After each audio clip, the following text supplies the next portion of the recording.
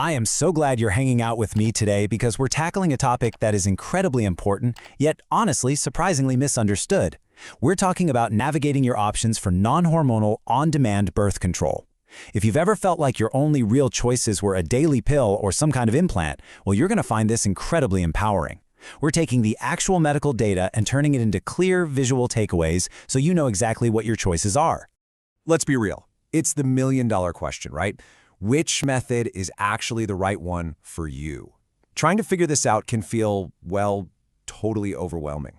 There is an absolute sea of information out there, and finding the perfect fit for your unique body, your lifestyle, and your relationship status is a pretty big deal. So, let's dive right in. Deciding on the right method is basically a giant balancing act. The medical literature highlights a few absolutely crucial factors we have to weigh. First up, efficacy. Simply put, does it actually work to prevent pregnancy?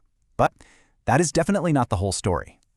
You've got to consider convenience, how it might mess with your monthly period, privacy concerns, and super importantly, whether it gives you any protection against sexually transmitted infections. Look, no birth control is literally perfect across every single one of these categories. It's really all about finding the balance that works for your own life. To keep things super clear, we've structured today's explainer as a simple decision matrix. 1. Introduction to barrier methods. 2. Condoms, external and internal. 3. Diaphragms, caps, and sponges. 4. Spermicides and pH gels. 5. Comparing efficacy rates. And 6. Emergency contraception backup. Section 1. Introduction to barrier methods. Okay, if you've ever dug into the medical literature, you've probably seen the word pericoital. Let's ditch the clinical jargon right now. Pericoital literally just means on-demand birth control. It's the stuff you only use at the specific time you're having sex. You aren't taking a daily pill, you aren't wearing a permanent device, you just use it exactly when you need it. The absolute most common type of on-demand contraception? Barrier methods. Think of them as a physical roadblock. They physically block or prevent sperm from entering the uterus and reaching an egg. And here's the absolute best part, the real game changer. Zero hormonal side effects. Because there are no hormones involved, your body's natural chemistry stays completely untouched, which is just massive for anyone sensitive to hormonal meds. Moving on to Section 2, condoms, external and internal.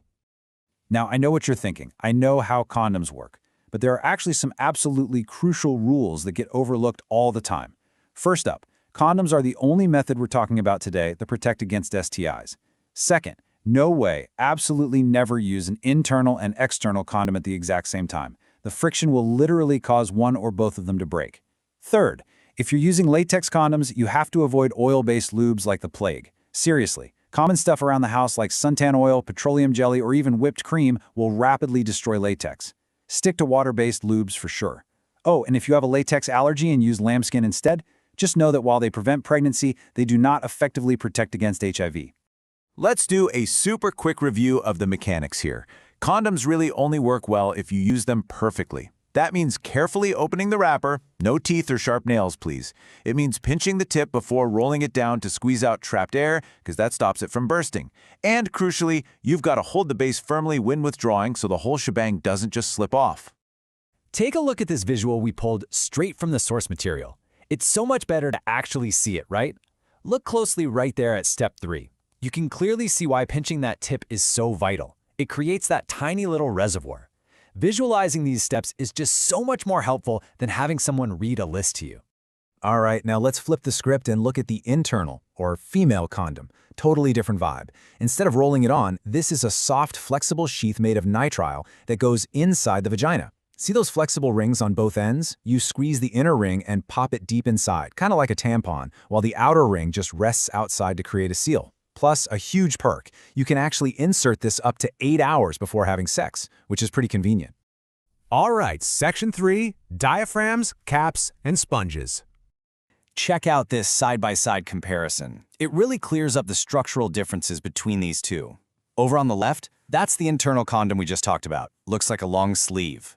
But on the right, that's the diaphragm. It is a completely different shape.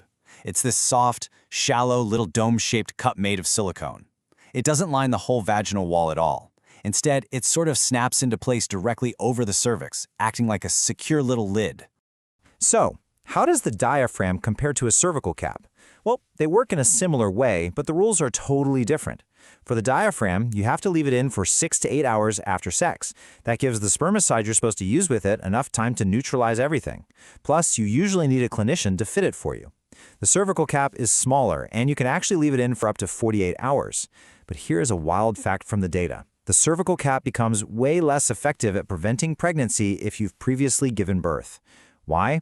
Because childbirth physically changes the shape of your cervix, so the cap just might not fit as snugly anymore. Next up, the contraceptive sponge. This is a super accessible, over-the-counter option you can grab without a prescription. It's basically a squishy, 2-inch pillow that comes preloaded with spermicide. You just run it under some tap water to activate the chemicals, pop it deep inside, and boom! You've got a physical and chemical roadblock all in one. And the coolest part? You can leave it in and rely on it for multiple rounds of sex for up to 24 hours. Moving right along to Section 4, Spermicides and pH Gels. Okay, so spermicides. These are chemicals that quite literally destroy sperm on contact. You can grab them at almost any pharmacy in a bunch of forms: gels, foams, even little films. But, and this is a massive but, they come with seriously strict timing rules. Usually you have to put it in and wait about 10 minutes before having sex so it can spread out properly. If you get distracted and, an hour goes by, the magic is gone. You've got to reapply. Having sex again? Got to reapply another dose. It is a very hands-on, time-sensitive method. I also really want to highlight a newer option that hit the scene in 2020, a vaginal pH regulator gel, known by the brand name Phexxi. This is super fascinating because it works totally differently. Instead of using harsh chemicals to nuke the sperm outright, it just temporarily tweaks the natural acidity levels of the vagina. This tiny pH shift basically paralyzes the sperm, stopping them right in their tracks before they even have a chance to swim toward an egg.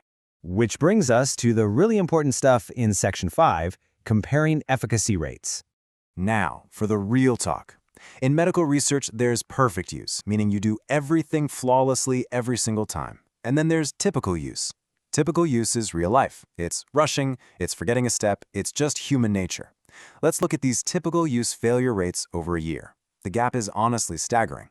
External condoms, about a 13% chance of pregnancy. Internal condoms jump up to 21%. A diaphragm sits around 17%. The sponge is 14% if you've never given birth, but remember, that doubles if you have. And relying strictly on spermicide alone, that's a 21% failure rate. Bottom line, user error is a massive, massive factor when it comes to on-demand methods. So check out this quote straight from the medical literature. It says, "The best method is one that will be used consistently and does not cause bothersome side effects." Honestly, that hits the nail on the head. Those efficacy percentages we just looked at, they mean absolutely nothing if the method doesn't actually fit your daily life. If the sponge feels weird or waiting 10 minutes for spermicide kills the mood, you're just not going to use it consistently. You have to be brutally honest with yourself about what you are actually willing to do in the heat of the moment.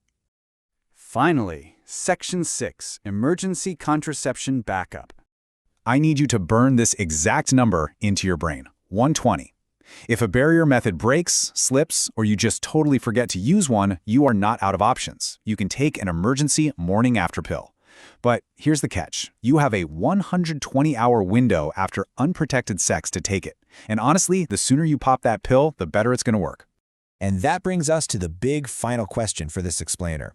Since these on-demand methods rely entirely on us and, well, human error is basically guaranteed to happen, are you prepared with a backup plan? The medical guidance is super clear on this. If you rely on barrier methods, be proactive. Keep a supply of emergency contraception right in your medicine cabinet. Seriously, do not wait until a condom breaks at 2 a.m. on a Sunday to figure out what your next move is. Having the right knowledge is empowering for sure, but having your backup plan ready to go, that is pure peace of mind. Thank you so much for hanging out with me today, and I really hope this matrix helps you make the absolute best choice for you.